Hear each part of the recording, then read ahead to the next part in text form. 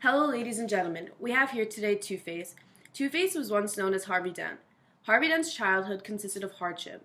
Growing up with an abusive father, he developed a bipolar disorder and schizophrenia. His father abused Dent by flipping a coin. If the coin came up heads, he would beat his son, and if it came up tails, he wouldn't. Clearly, this is bizarre abusive behavior. His hard work ethic allowed him to rise up and become the district attorney of Gotham City, and he later was supported by his girlfriend Rachel Dawes. However, both he and Rachel were captured and put in warehouses full of oil drums. Rachel was killed in the explosion, and though Dent was rescued by Batman, half of Dent's face became disfigured. Driven insane by a desire for revenge for Rachel's death, Dent pursued those he felt were responsible, ultimately holding Commissioner Gordon's family at gunpoint. Some of the things that you are going to see are only appropriate for adults. If there are any children around, we highly suggest that they leave. Some of the conversations and graphics are not appropriate for people under the age of 14. So today I will be interviewing Harvey Dent, and the first question I'm going to ask is, in our research we came across a coin that belonged to your father. Can you tell us what role the coin played in your family with regard to how your father used it? My father's coin was lucky. The odds were always in my favor.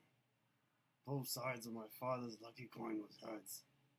I never left anything up to chance. I made my own luck with this coin. However, when I woke up in the hospital, I saw it on the table. Remembering Rachel was the last to have it. I turned the coin over and discovered that one half was greatly burnt. When I saw it was burnt, a torrent of emotions filled inside of me, and I was overwhelmed with grief. I felt over. We all recall what a good-looking man you were. In fact, we remember how you appeared in People magazine as Gotham's most eligible bachelor. Now that you have been so profoundly disfigured, how does that make you feel? Commissioner Gordon came to visit me in the hospital. I asked him what the members of the MCU were calling me. With reluctance, Gordon said, Two-Face. I stared at him, revealing the remainder of my visage. He apologized and turned around to leave, but I swore to him that he is not sorry. Not yet. My face is a reflection of how everyone is. Two-faced. People have two sides to them, but my two sides are visible for everyone to see. Can you tell us a little more about your relationship with a woman known as Rachel Dawes? Rachel Dawes was my best friend, the love of my life, and my soon-to-be wife. As we were both being held in the warehouses, she confessed her love to me and accepted my marriage proposal from earlier. We know that you spent so many years as a crime fighter for our city. Here you are now, so many things have changed. Can you tell us how you moved from one kind person to another? You either die a hero, or you live long enough to see yourself become the villain. I lived long enough to see myself become the villain. Rachel's death and the destruction of my lucky coin is what motivated me to become a villain. They both meant so much to me. The love of my life was now gone, and I now had to live a life of chance. We understand why you were set on holding Commissioner Gordon hostage. Why did you hold this family hostage as well? I brought Commissioner Gordon's family to the same warehouse where Rachel died. Gordon later arrived at the warehouse where I had him disarmed and knocked down.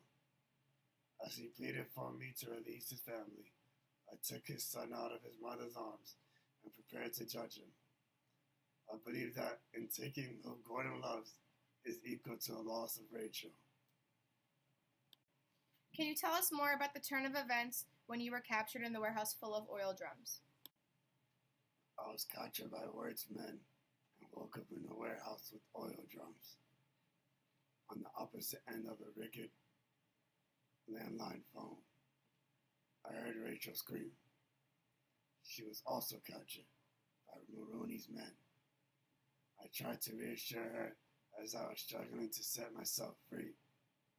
She explained that there was a timer set to detonate both warehouses and that she was told it was up to our friends, Commissioner Gordon and Batman, to choose which one of us would survive. As I was trying to free myself, I knocked myself in an oil drum over. The oil covered the left side of my face. I wanted them to choose Rachel to survive. We all know that you have never been fond of the Joker. Can you tell us a little bit about your relationship with him? The relationship between the Joker and I is simple. I hate him. The Joker was part of the reason for Rachel being dead. I hate him for bringing Rachel into this. When I was with him in the hospital, I wanted to kill him. I left this life up to my lucky coin.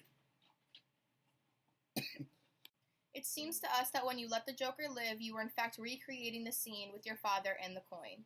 Tell us a little bit more about when you decided to let the Joker free. I believe that everyone should have a chance to live. Some people are lucky, and some are not. I gave the Joker an option of picking heads or tails to be free, and he chose the right, so I let him go. Thank you for joining us tonight. I think you can all agree that this interview gives us tremendous insight to a very complicated person who had a great deal of influence on the city of Gotham. I think many of you will walk away from this interview and will see that Harvey Dent, aka Two-Face, is a tragic figure.